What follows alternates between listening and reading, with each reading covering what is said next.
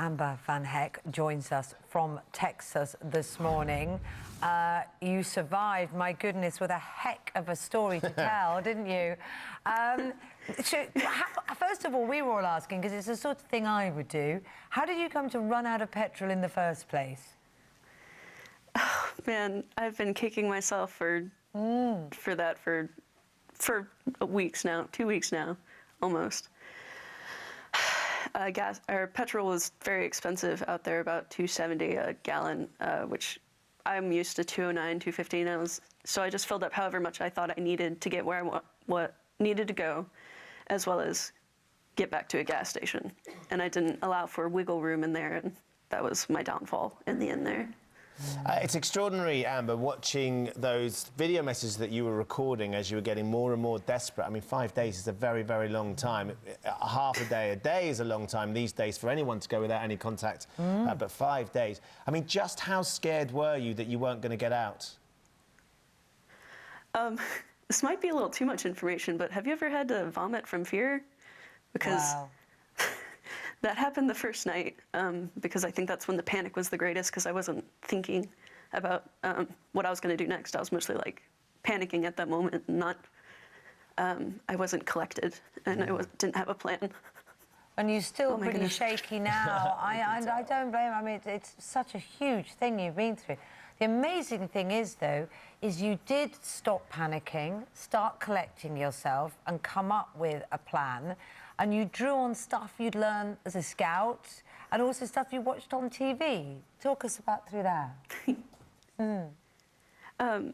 I watched a lot of MacGyver and Gilligan's Island when I was younger, and so, not that I can make a radio out of coconuts or anything, but I learned how to do, like, you know, signal fires, and should let people know you're in distress. Otherwise, you just look like a car parked on the side of the road in the middle of nowhere. And at one point, of course, I think where you'd parked the car to get a bit of shade, a vehicle did go past but didn't see your car, and you didn't notice in time to get out. What was that moment like when that vehicle's gone past? You thought, this could be my saviour, and suddenly they disappear? Because that is absolutely film script right there. It's like watching a film, isn't it? We've seen those moments in all these films. It's probably the hardest moment. One of the hardest.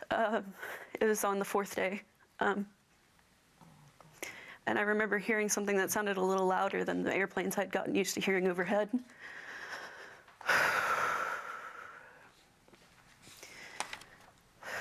Okay, sorry about that. Don't be silly, take your time. By the time... for you. By the time the truck was coming behind my car, they were going faster than the 35-mile speed limit in that area. Or at least that was the last speed sign I'd seen posted. And I immediately jumped out of my car thinking I could catch them or get their attention. And it didn't occur to me that these were dirt roads. So there was a bunch of cloud that came up behind the truck, and they didn't see me or hear me hollering at them. And I remember just holding my stomach and doubling over, just sobbing intensely. And I'm not one for crying. I hate crying because it just makes my nose stuffy and gives me a headache. Oh, my goodness. I can't... It's extraordinary listening to you describe it. We can see you reliving every single moment, Amber, of course. But there is a happy ending. This is the crucial thing. We're talking to you today, and you can share your experience so hopefully no one goes through it. What was it in the end that was the crucial factor that means that we are talking today? I think it was probably a determination that it wasn't the end for me. I felt like I had a lot of stuff left to do in my life. I want to become an ambassador one day, and I've got big plans. And I wasn't about to let the desert stop me from achieving those. So you walked, didn't you? And you eventually found, I think you walked for about 11 miles. You eventually got a little bit of phone signal, which meant you could contact the emergency services. What was that moment like when you're looking at your cell phone and suddenly you get a bar of reception, it pops up on your phone? Actually, I'd been getting bars the entire walk. It was the calls that wouldn't go through because it was insufficient signal. So what I'd done was I would just, instead of looking at the signal bars to see if I would go through, I would just try calling. And I actually called the emergency number 76 times that day on the walk out. And I finally got through about 12:30 in the afternoon. And I remember hearing her voice, and there was so much relief. And I tried not to panic so I could actually get information across, because I wasn't sure when the call would drop. So I made sure, I told her, I've been in the desert for 5 days, please send help. She's like, where are you? And I said, I'm somewhere between Havasupai and the Southern Rim Visitor Center. I'm not exactly sure where. And we were trying to figure out more details. She asked me if I was in the Grand Canyon. I said, no, I'm in the desert, trying to make sure she wasn't looking. Because I could see the Grand Canyon off in the distance, but it wasn't close enough for someone to find me if they were looking there. Yeah. But then the call dropped shortly after that. I only had 49 seconds to get all that information out, and I spent another 15 to 30 minutes in that area trying to mimic what I was doing to get that call to go through again. And the exciting thing was that those 49 seconds, as you say, Amber, was enough for them to start charting where your position was.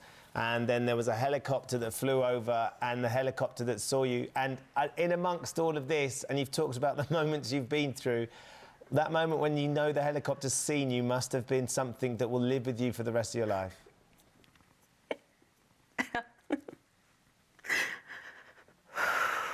Yes.